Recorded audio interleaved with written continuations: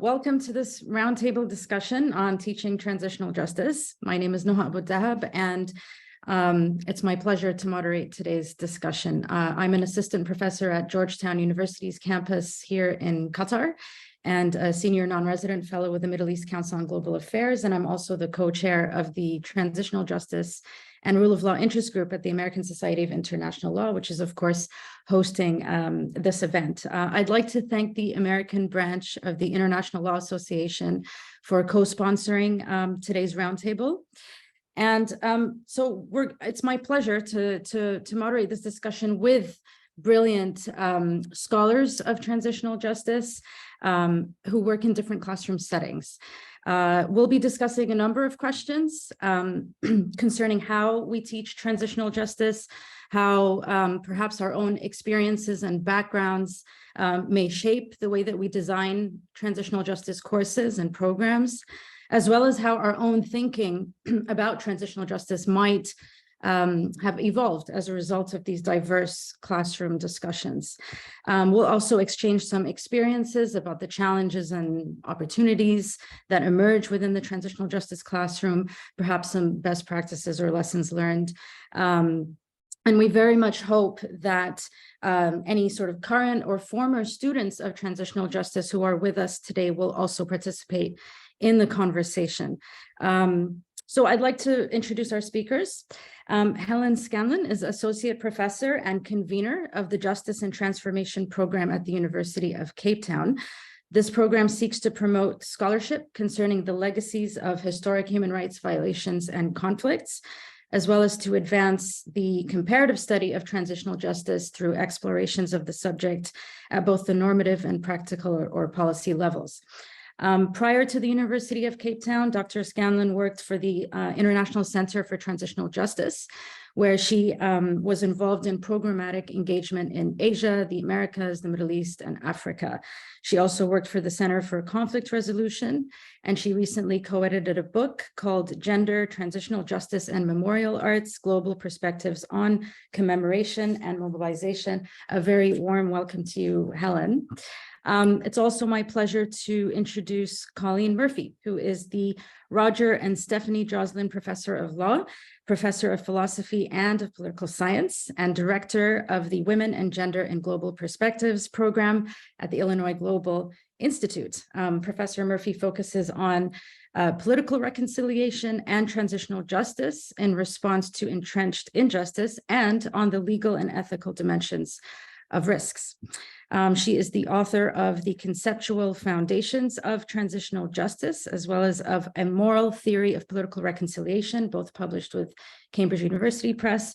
And she's, of course, the author of many other publications. I will post the full bios in the chat for everyone to see. So welcome to you, Colleen.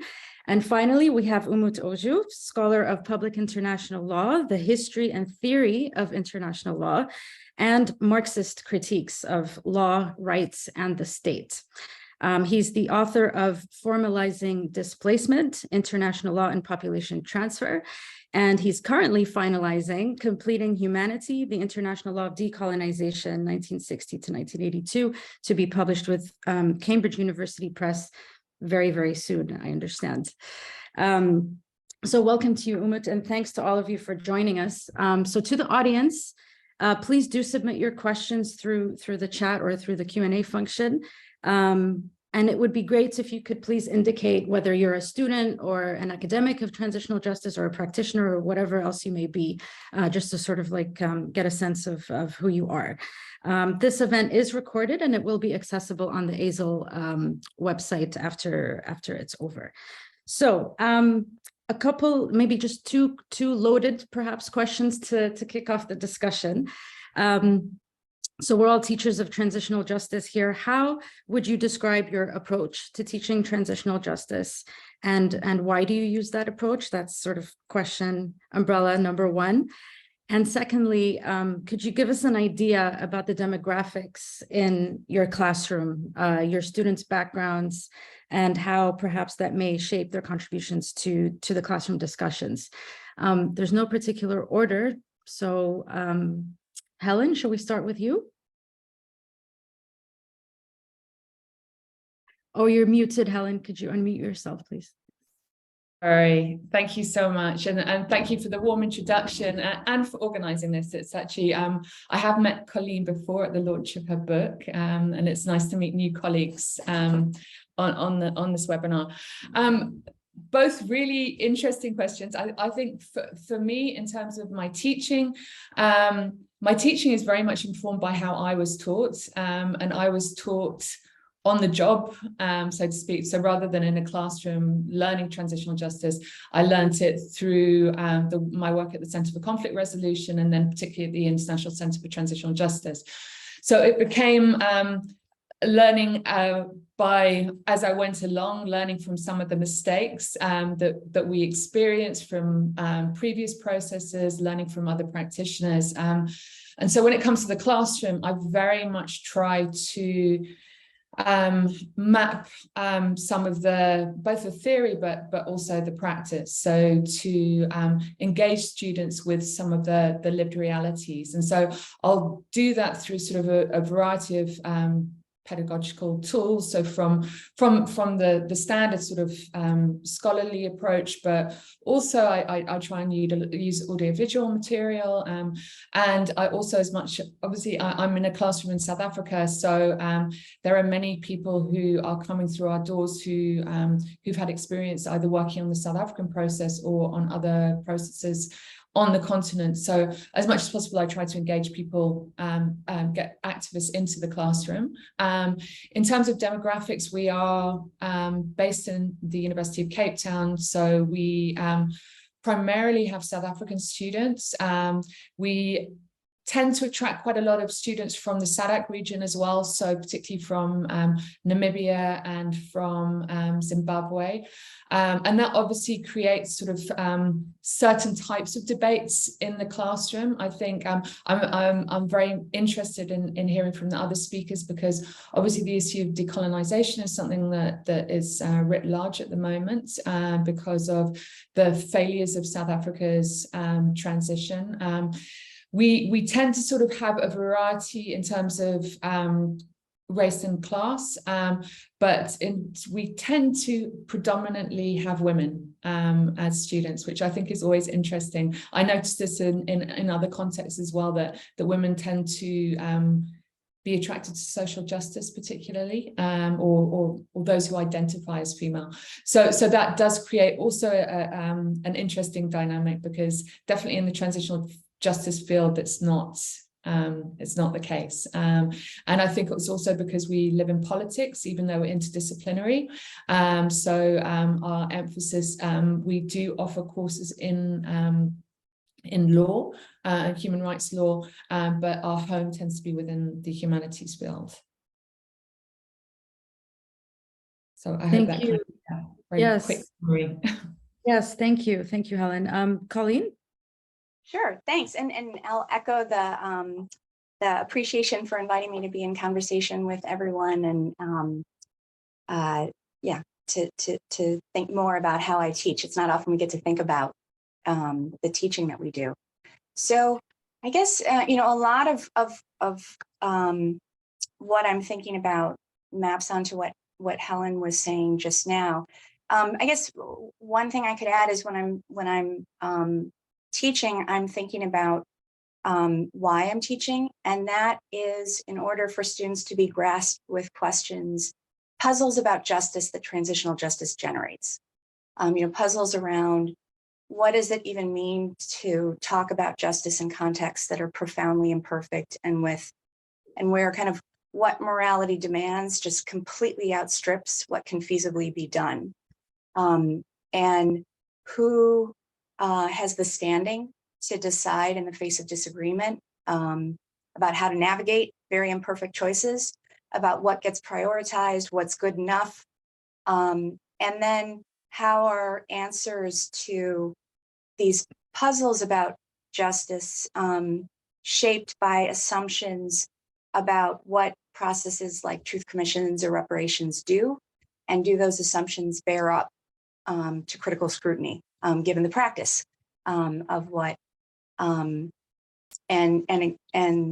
empirical examinations about what processes have done. So those are kind of some of the questions that I hope students are thinking about and not answering or having answered. I mean, most of the students, I hope they come out with more questions than answers at the end of the class. I tend to teach comparatively. So I often find, for my students who are overwhelmingly American, both at the undergraduate level and when I'm teaching in a JD and LLM seminar, overwhelmingly, they've never heard of transitional justice. It's not a term that they're familiar with. So they don't come with a lot of prior conceptions about it, but rather the absence of any information about what that means. And part of the goal is trying to bring the United States into conversations of transitional justice. And so I find that it's often easier to talk about other places before you start to critically analyze your own place, or at least that's true for Americans. And so, so that's one reason for comparative. And there are other reasons as well to show the differences across contexts, as well as the similar kind of challenges in thinking about how to deal with profoundly complicated, but fundamentally important moral questions. And I'm also multidisciplinary and multimedia. So I use film, novels, and as well as more academic articles and books, some court cases. I try to give them a sense of both humanistic approaches, legal approaches, social scientific approaches to thinking about questions of transitional justice. And I guess in terms of the demographics of who I'm teaching, undergrads tend to be traditional undergrads, so roughly 18 to 22 years old. I have roughly gender parity, so roughly proportionate numbers of men and women in my class, as well as non-binary individuals. It's majority white. That's reflective of the campus that I'm teaching on, not exclusively white, but majority white.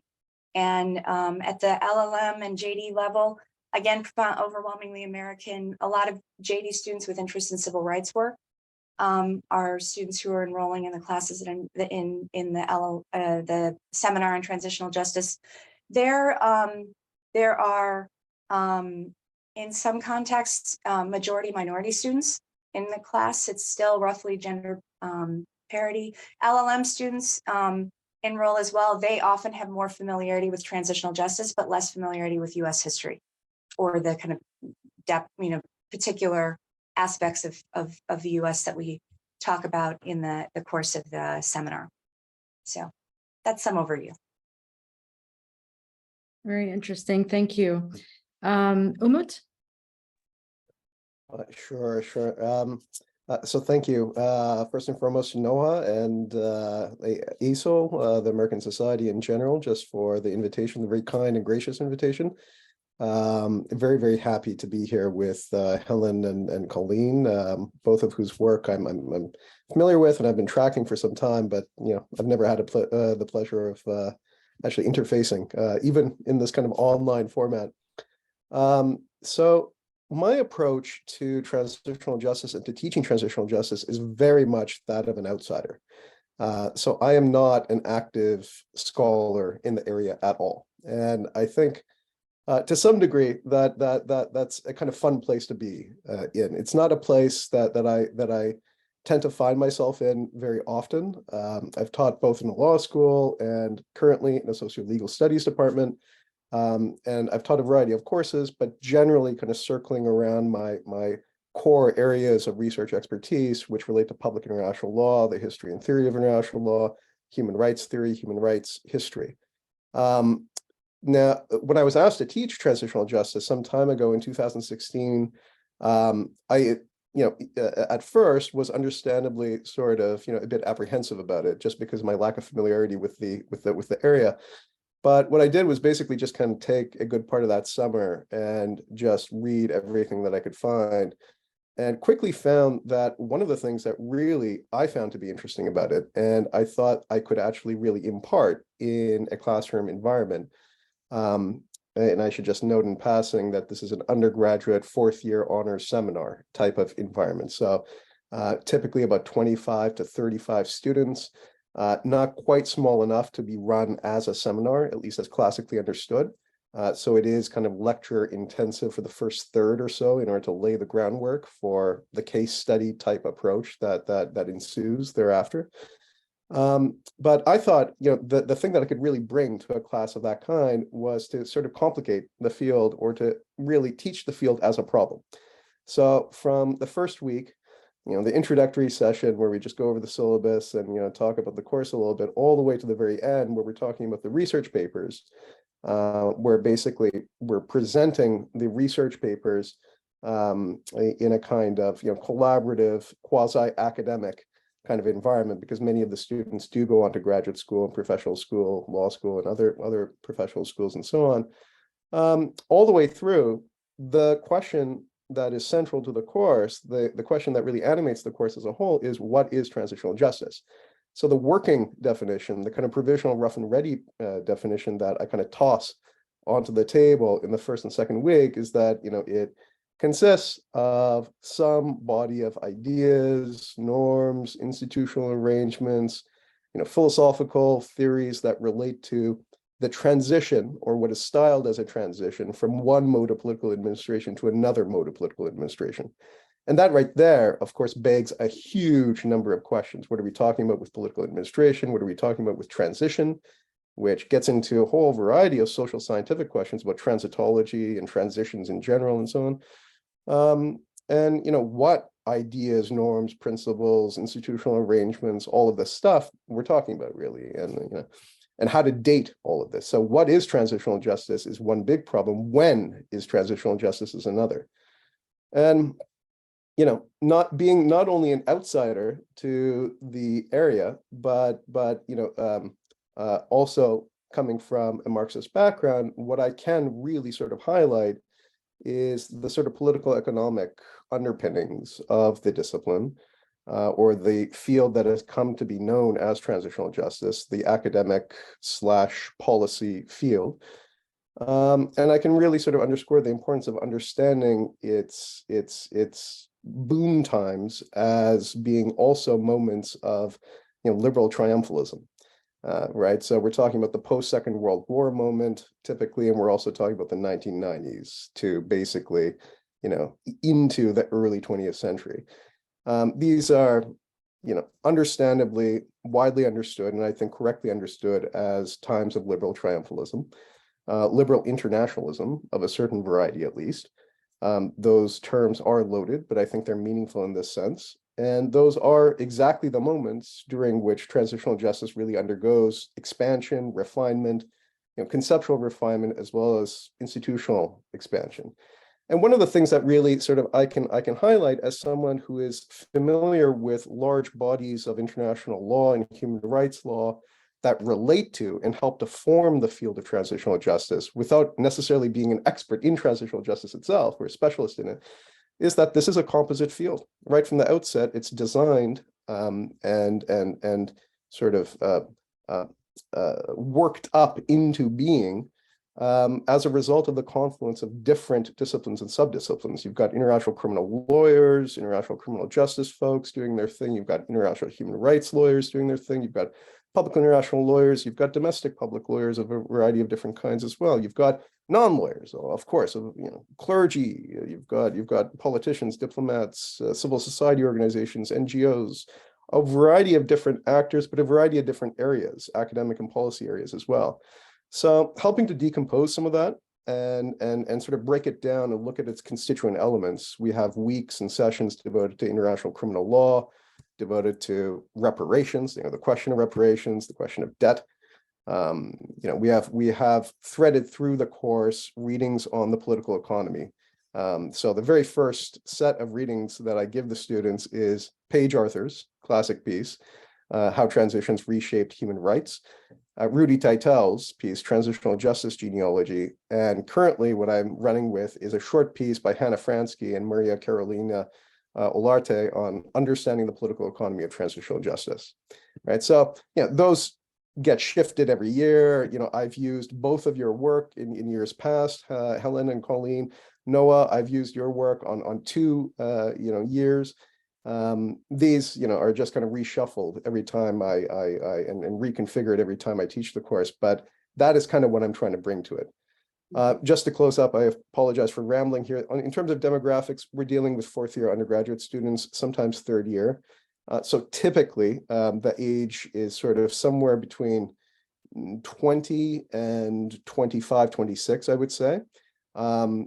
We do have more self-identified women and non-binary folks in the class than self-identified men. That is consistent year in, year out. Right now, I'm teaching 2 sessions of transitional justice, and that's the case in both. There's great diversity in the classroom, as is the case at Carleton and most Canadian universities. Racial diversity in terms of class background, socioeconomic status is also quite good in the sense that Carleton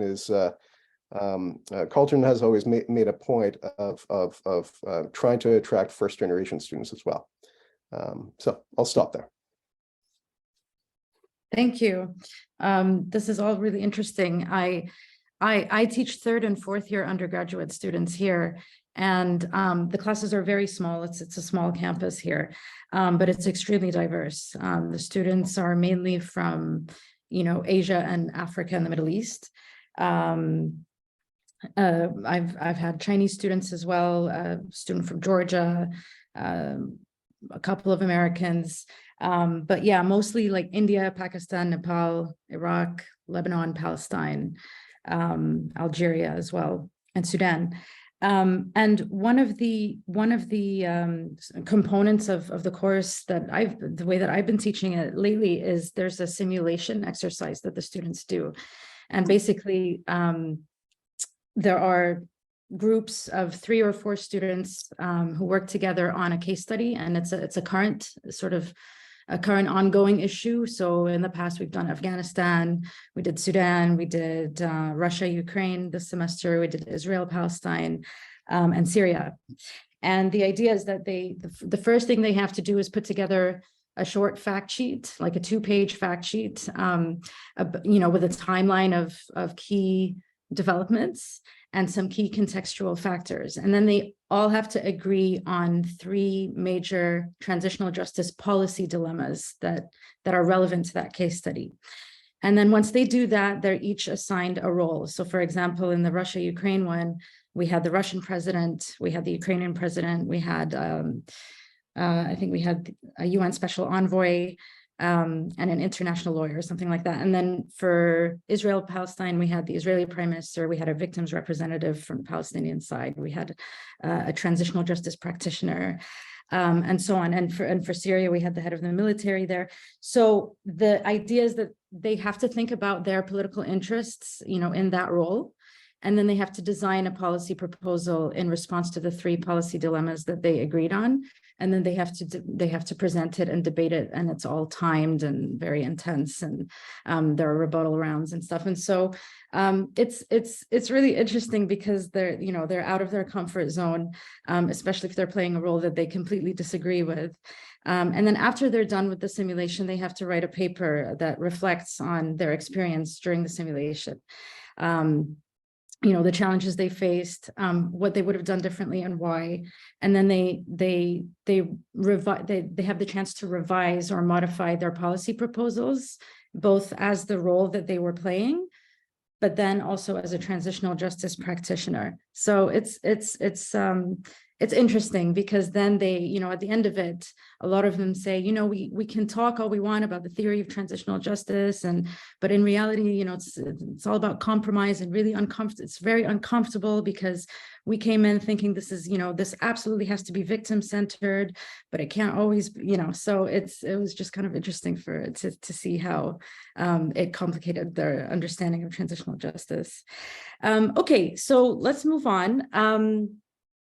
On this sort of issue of, how your students' thinking about transitional justice evolves throughout the semester, have you observed anything in particular that you'd like to share, something that might have struck you about, the evolution of how they think about and talk about transitional justice? Should we start with you, Helen, again?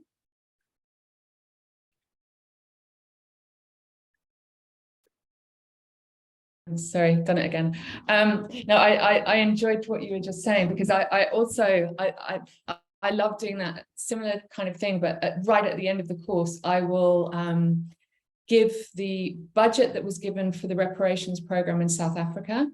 I will give sort of how they defined it, and I will ask students to start coming up with what they would have done differently, but within a context, real context, because by that point, when we're towards the end of the course, they're ready to, solve all the world's problems. And then when you actually confront them with the sort of reality of budgets of different interest groups, as you've done, it's actually really helpful to sort of help ground some of the theory.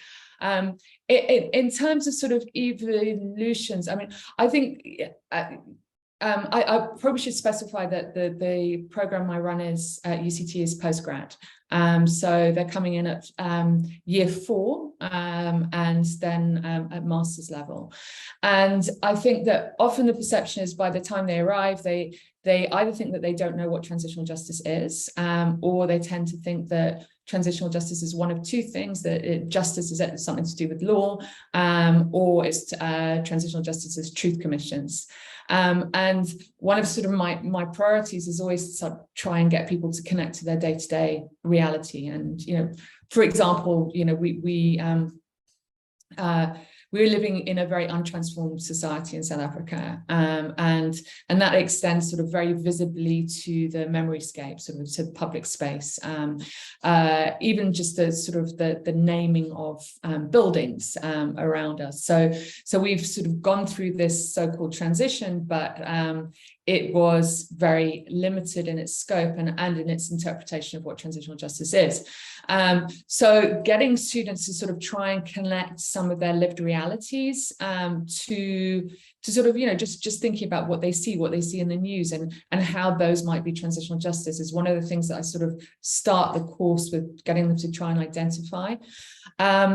I don't know if I'm going to go into sort of one of sort of a different issue, but definitely one of the things that or issues that arises is that it's very emotive, and I think because of the connections that students make that they hadn't necessarily made before, it can create a lot of unbridled emotion, and that might be sadness, it might be anger, it might be righteous rage, but it creates a sort of a visceral response in the majority of students. And trying to handle that as an educator when you are responsible for people for 2-hour sessions, seminars a week, is actually something that I've been having to sort of try and manage. But I definitely see very different people emerging after a semester, and in many cases it results in sort of activism, and I've seen that sort of that this becomes a lot of students that come through the Justice and Transformation program are playing quite key roles in civil society and in NGOs in South Africa now, or outside of South Africa as well. But I definitely see it sort of fortunately not resulting in only sadness, but also resulting in kind of, as I said, a righteous rage that results in sort of, saying we've got to do something about it. And a lot of the issues that the other speakers have pointed to about sort of the problems of the liberal interpretation of transitional justice is something that actually I think has motivated people to start saying it's not enough, we're not going to accept that. So definitely South Africa is, I think we're entering a new chapter in our debates around transitional justice. It's definitely a work in progress. And I think, beyond the classroom, generally in South Africa, we're seeing people employing the language of transitional justice in a more radical way than we saw back in the 1990s. But yeah, so I hope that answered your question. Did. Thank you. Colleen? Yeah, no, that's a great question. And I just have to say that I'm getting all these ideas for when I'm teaching. And I was teaching 2 sections in the spring to undergrads and JD LLM students. So you will get emails from me following up. So I guess I think there's 3 different kinds of evolution I see. I mean, there's more, but I'll just focus on three. One is a lot of students come in with a very clear intuition that when you're dealing, especially with egregious wrongdoing, punishment is necessary. And, you know, in the American context, we punish often and we punish severely. So, you know, a lot of punishment is what's required, and anything else is second best. And so an evolution in sort of problematizing that, stemming first from surprise that trials and punishment play often a very marginal role relative to other sorts of processes that are adopted, problematizing trial and punishment as sort of the measure of justice. So that's one thing, a sort of questioning of an intuition that not everyone, but often there's a strong conviction about. The second thing is, so I'm either dealing with students who are in the process of training to become lawyers or are aspiring to become lawyers. That's why they're taking a law undergrad class, you know, and in the course of applying for LSAT or taking the LSAT and applying for law school.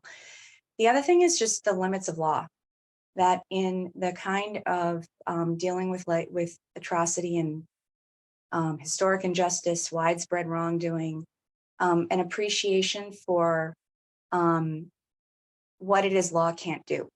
And that can be humbling, and in thinking about sort of how to situate your role in either future profession or aspiring profession, what kind of contribution can be there. And then third, you know, there's a lot of debates about reparations in the US right now, affirmative actions before the Supreme Court. So process-wise, there are common questions that are the subject of public debate. And I think the third thing that evolves is sort of a comparative sense of what these debates look like in other places, and how that can inform thinking about debates as they're unfolding in the US. Great, thank you. Umut? Sure. So my comments, actually, I'll keep them relatively brief here, mainly because I actually happen to agree with what Helen and Colleen and you in the earlier round, Noah, have already said to a great degree. The thing that's actually interesting in my experience is that, so I started teaching at the university level, initially in a law school in 2011. And, you know, over the course of the last decade, even with COVID and, you know, all the oddities of that experience, you know, I've just seen a fair bit of movement in terms of, you know, where people are at, you know, socially, intellectually, politically, theoretically, in terms of their inclinations and basic intuitions, coming into different levels of university education. And even from 2016, when I first began to teach transitional justice to today, I've seen, you know, certain evolutions. So one of the things that I have seen is a remarkably high level of skepticism with respect to law in general, the capacity of law to enact or affect whatever we want to call this, you know, political liberation or emancipation would be a kind of romantic characterization of it, but you know, anything like progressive social change, fundamental social change, a remarkably high level of skepticism about that. As sort of you know, the default position seems to be a broadly critical one. It's informed to a significant degree by virtue of the criminological you know, training that we tend to provide to a lot of second and third year undergraduate students in our program, as well as the fact that when they're first exposed to public law theory, for example, they are exposed to it in a theoretical register as well as a doctrinal register. So I've taught at every level of our undergraduate and graduate programs from first through fourth year, and, you know, the MA and PhDs as well. And there is a great deal of case law and positive law and so on, but there's also a great deal of legal and political and social theory woven into it. So in second year, you know, for example, Professor Stacey Douglas in my program has people read Patrick Connis, for instance, right?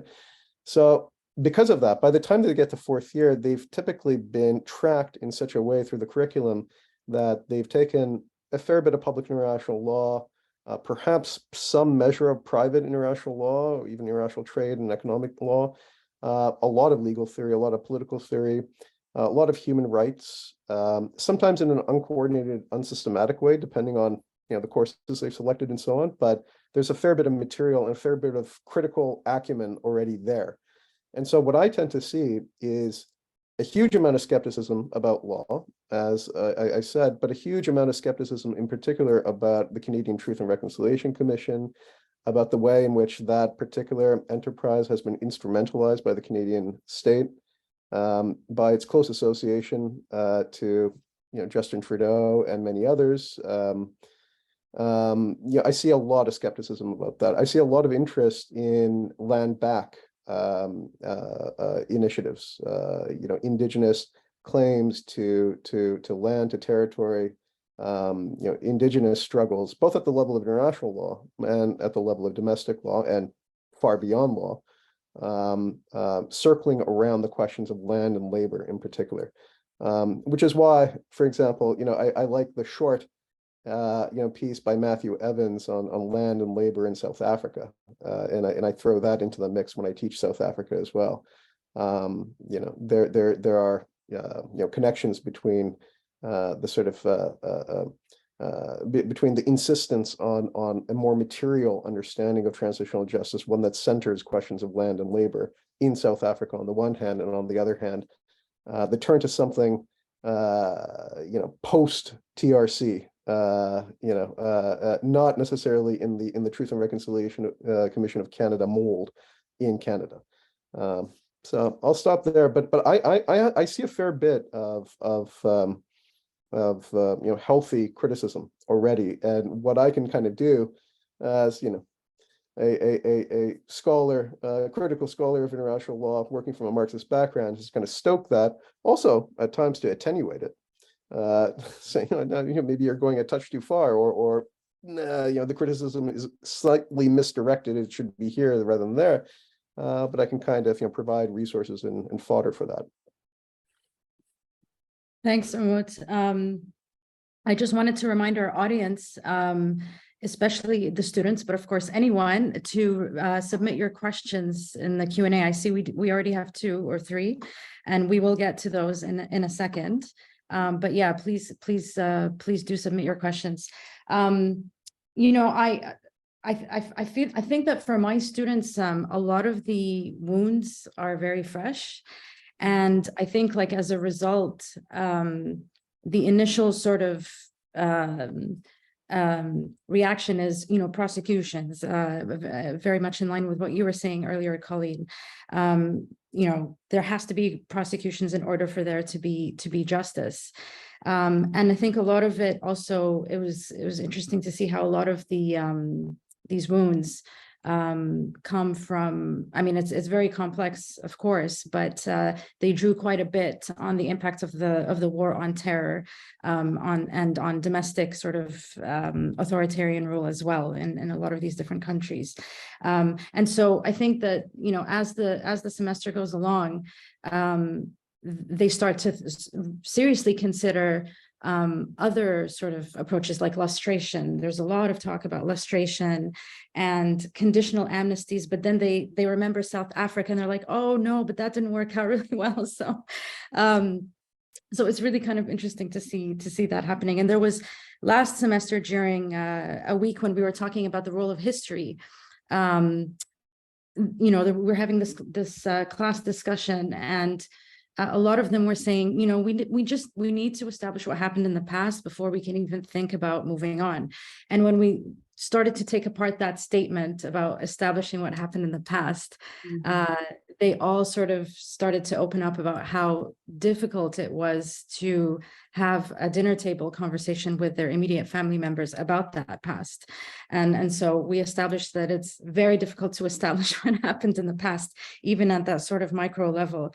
I think one student said it was impossible to do without throwing food at each other at the table, to talk about, their supposedly shared past, right? And so I think they came away with it thinking a lot more about the intergenerational trauma that they carry with them. But then I guess the silver lining, if we can call it that, is that they felt that the classroom was a safe space for them to talk about these issues. And I think I was saying to my students, it often feels like it's mass therapy, this whole transitional justice thing. It could go awfully wrong, or it could be, a good way to heal, I guess. But yeah, so I see a couple. Okay, great. Let's have a look at these questions here. All right, so Leah Calabro, she is saying, she's saying, I'm planning on teaching a victims' rights course next year at GW Law, and I'm wondering if you have any recommendations for readings or other materials on victims' rights in transitional justice. So that's question number one. Second question from Tamim Yunus. It's directed to you, Helen.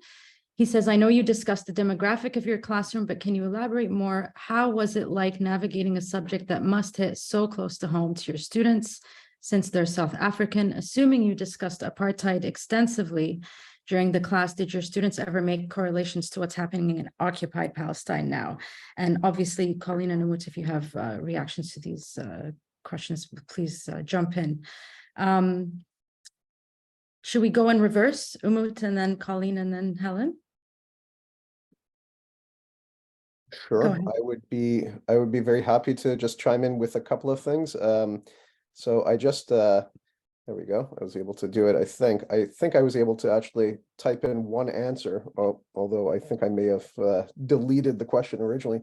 My recommendation, I mean, again, I'm not a specialist in the area, and I don't track the relevant secondary literature as intensively as Helen and Colleen and you, Noah, do.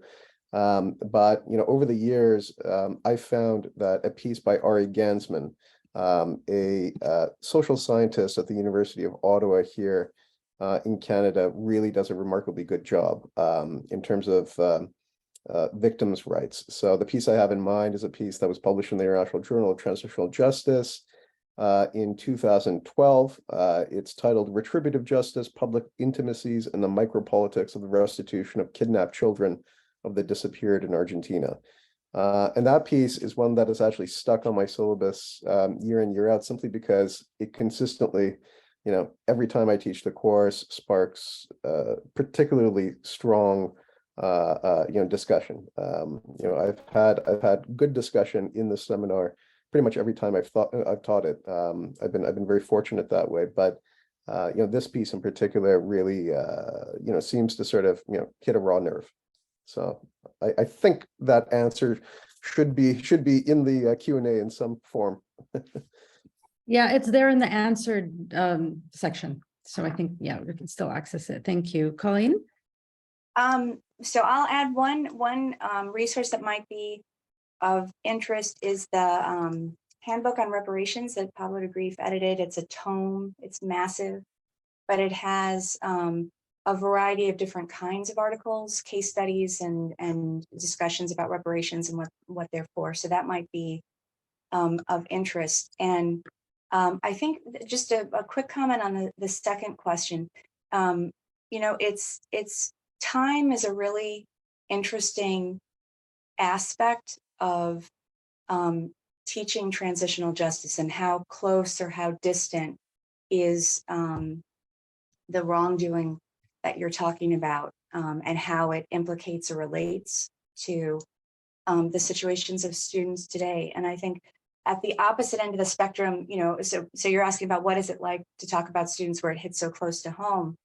The opposite end of the spectrum of struggle is when things don't hit close to home because they're seen as so distant from where one is now. So part of how I structure my course is in looking at apartheid and Jim Crow US, where by starting with apartheid and kind of the infrastructure of legal racial segregation, and which most of my students know very little about in detail. I mean, they've heard of apartheid, but that's about it.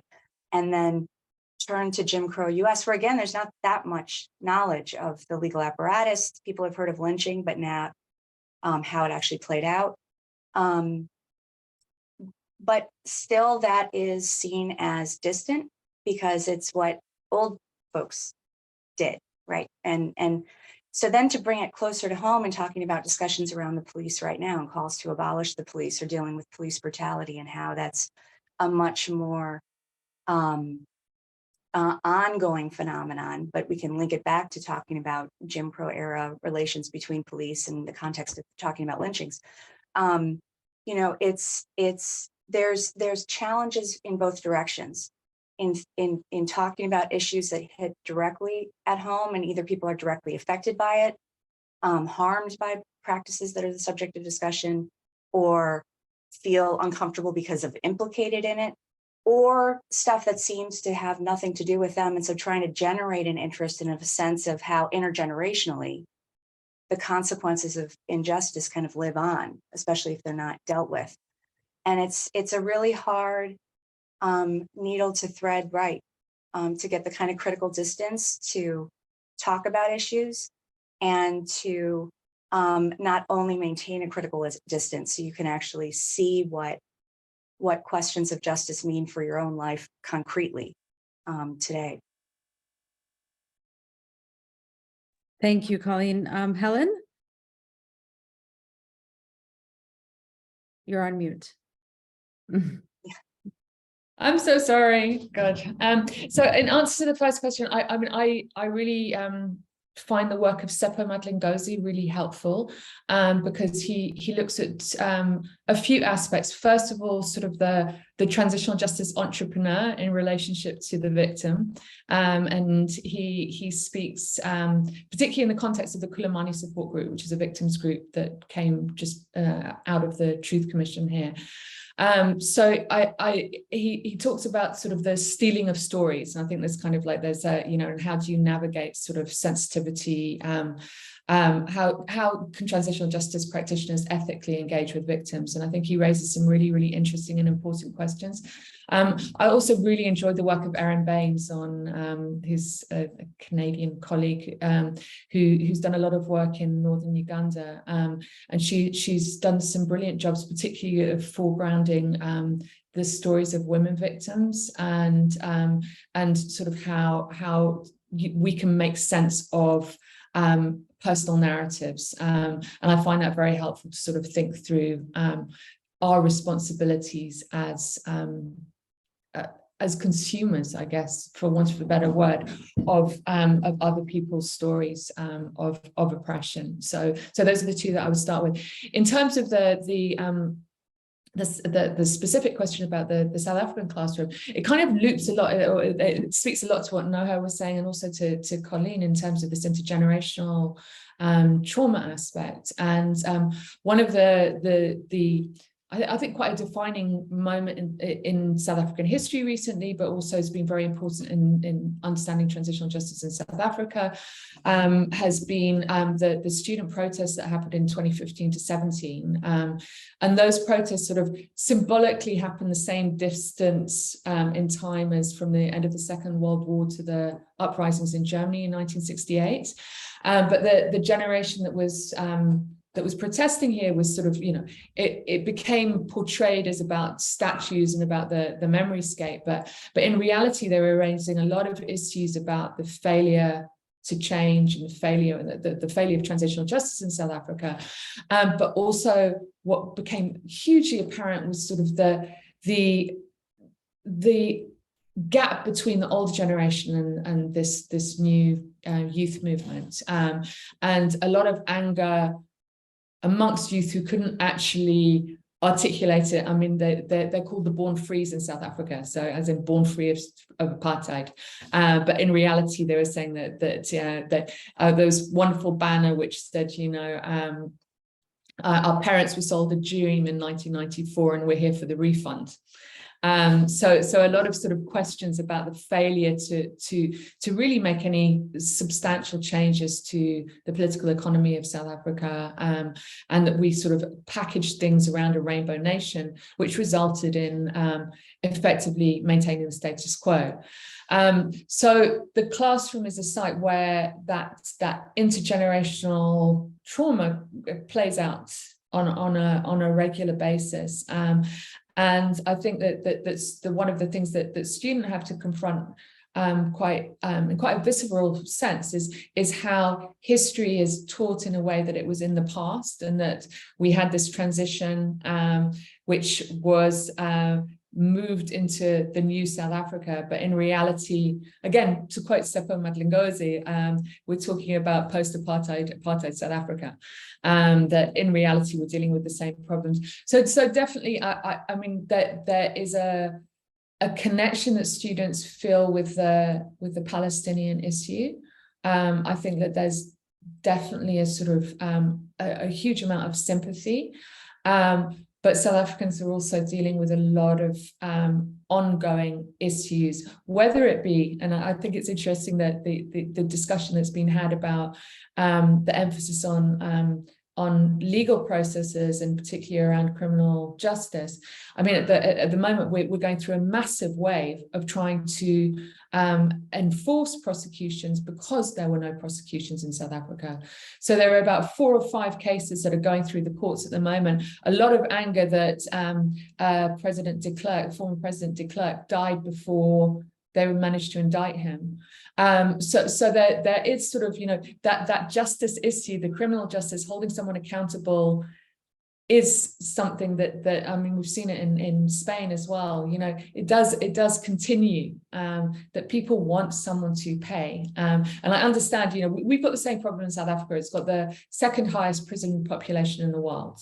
That the solution is often to criminality, is to actually incarcerate, but we are not dealing with the criminality of human rights abuses here, and so that becomes sort of a tension that exists. Sorry, that's a kind of bit of a long answer, but yeah, it's sort of it's ongoing, I guess is what I'm trying to say in South Africa. You know, we're facing a country that hasn't transformed, and the transition hasn't happened. Okay, thanks, Helen. We don't have much time left, but I do have several questions. I think we're just going to have to summarize. There are a few here from students and former students and PhD candidates as well. They'd like to know a bit more about the sort of non-traditional material that you use to teach. So I guess this goes back to the question about your, you know, your teaching approach. Is there something non-traditional that you want to share that you use? There's a specific question for you, Umut, about what a decolonial, critical, and global South-centric transitional justice teaching might entail. But also, I think Lila, her question is about, to what extent do transitional justice students need to pair courses with skill building in activism, community organizing, advocacy, etc.? How can teaching transitional justice be more oriented towards on-the-ground, urgently needed change? And I'll just squeeze in another question that's very much related to Lila's question, I think. What is the added value of the classroom to the field of transitional justice, both from a research and practical perspective? Sorry, I know that was a whole bunch, but take what you want and try to answer it. Thank you. Let's start with you, Colleen. Yeah. So I guess kind of 2 of the non-traditional materials I use. One is sort of at the hands of persons unknown, the lynching of Black America. So it's just accounts of particular a history of lynching, which there's no official knowledge of how many people were lynched because of how little was done by way of investigating cases that happened. And the Equal Justice Initiative in Alabama has tried to do some work on it. So that, and also Black Boy, which is a memoir of growing up in Jim Crow South US. So that's sort of the kind of for the contextual factors. I've used Judgment at Nuremberg film, and I've used the documentary on the South African TRC, A Long Night's Journey into Day. So for some of the examples of non-traditional material. And I think, one, just on the complicated question of the kind of the value added of the classroom and the skills, one thing that has just hit home over and over again, both in teaching and also in research, is the limits of one class and what it could do. And so, I try to, I guess, set expectations accordingly is the last thing I'll say, to sort of, it'll give you a small snippet of a much larger body of practice and scholarship and complicated questions, and hope that this sort of whets the palate and provides some insights that can then be built on, rather than trying to get everything from the class itself. Okay, thank you, Colleen. Umut? I'll be brief once more. I've often been called old-fashioned, and I am resolutely old-fashioned in the sense that I assign texts and nothing but, so completely open to different media and so on. But I rely on texts. What I do, and this is in relation to John Turgut's question regarding what a decolonial, critical, global, self-centered transitional justice teaching might entail. All that I can offer is, it has huge repercussions, huge implications for how you select the texts or other materials that you teach on the basis of, among other things. Of course, what you do in the classroom goes far, beyond just the selection of text. But I think that's, a large part of it, particularly in a seminar environment, particularly when you're anchoring it around written responses to complicated arguments set out in writing by others and so on. This kind of written engagement or dialectic with others. So I teach TWAIL materials. So Obiora, Okafor, and Nagwaba's piece on the ICC, the International Criminal Court, as a transitional justice mechanism. You can teach materials written by scholars hailing from or affiliated with the so-called Third World, what used to be called the Third World during the Cold War. Sometimes organized under the moniker of Third World Approaches to International Law, TWAIL. I teach Mamdani, among many others, of course, for South Africa. I teach political economy materials like the ones that I've previously referred to, the Evans piece and the Franskino Olarte.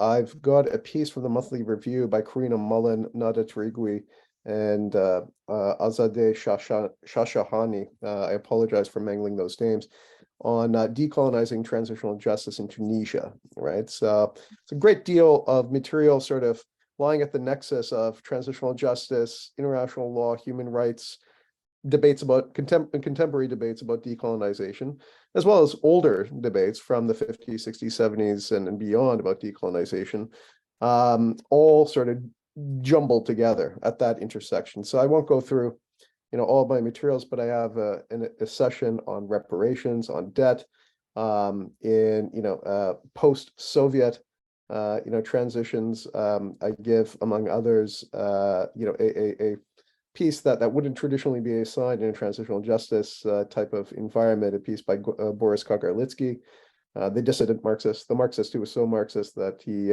would criticize the Soviet Union in the 80s and then everyone else afterwards, on the oligarchs and the triumph of what he calls historical justice. So it's a short piece from Counterfire. So I mix it up that way. I think the selection of texts does a lot of your work right there. Thanks, Umut. Helen? Okay, it's interesting because a lot of the texts that Umut has cited are actually things that I use in teaching as well. So it's interesting. I'm also just a little plug for a project that I'm doing at the moment, but we are developing 3 different ways of teaching transitional justice, and one is a podcast series. So we've got 6 podcasts which will be coming out, mainly focusing on 3 people's life stories, but we're focusing on the issue of prosecutions and reparations in South Africa. We've also got an animation series, and the reason I decided to develop this animation series was because of some of the incredible work that's been done in South Korea, where they've used anime in Jeju Island as a way to sort of in sites of memory, in a site of memory. But I actually think it's incredibly powerful, sort of for a younger generation. And we're also using some of the most interesting work in South Africa right now is being done by artists, by young artists, young Black artists, sort of reflecting on the transition. So there's a fabulous artist called Setembile Msizani, and she's done these installations where she has on every public holiday that we have these very significant public holidays sort of based on South Africa's transition. So we have Heritage Day, and we have Women's Day, and we have Reconciliation Day. And she has used herself, she's installed herself in sort of significant sites to problematize those days, which for me is kind of like a form of transitional justice, because, you know, obviously renaming, you know, creating these days in the first place is, or these days of commemoration is sort of part of the new public discourse.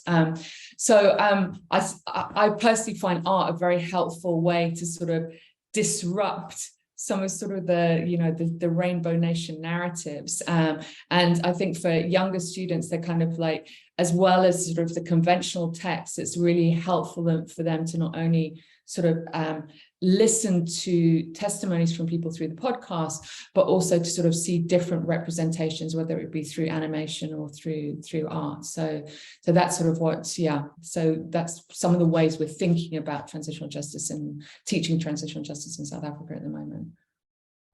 Okay, thank you. I do have permission for just one very quick last question. So 30-second responses, please. Has your own thinking about transitional justice changed as a result of your teaching and your classroom discussions?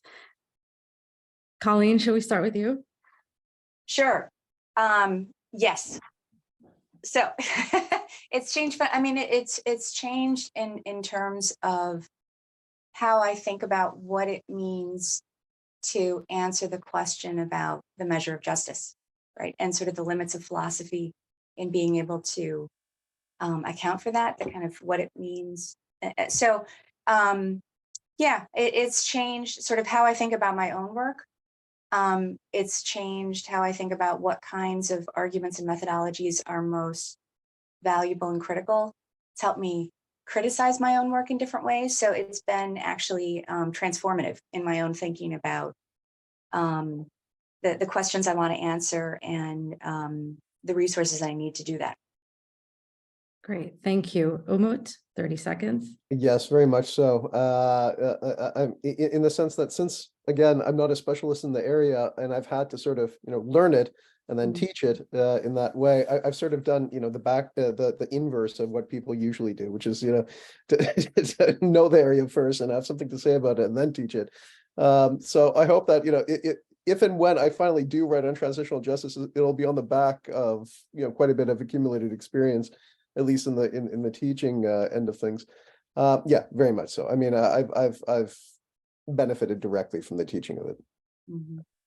Great, thank you. Helen? Yeah, I mean, yeah, 100%. I mean, likewise, you know, to echo both of the other panelists. I mean, it's a space you learn. I think we're very privileged to be in classrooms with young people. I don't think, you know, older people generally have the privilege to hear what young people think in that sort of in that safe space. And you know, transitional justice is always evolving, and it's a live field. So I've learned enormously from about issues I hadn't really thought of before, particularly the intergenerational issue, and some of the silences that continue to permeate in transitional justice. So yeah, it's a privilege to be in the classroom. I completely agree with you, and I share a lot of your reflections and observations as well. We've run out of time. I just wanted to thank you again so much for this super interesting conversation. I hope that we can continue to talk about teaching and learning transitional justice. And I wanted to thank the American Society of International Law, especially Wes and Taylor, for your help. And Colleen, Helen, and Umut, thank you. Thanks to the students who joined, and thanks for your questions. And I'm sorry if I missed a couple, but I hope we can have something like this. We can continue this conversation again. So thanks very much. Thank you. Thank you, everyone. Thank you. Thank you. Thank you.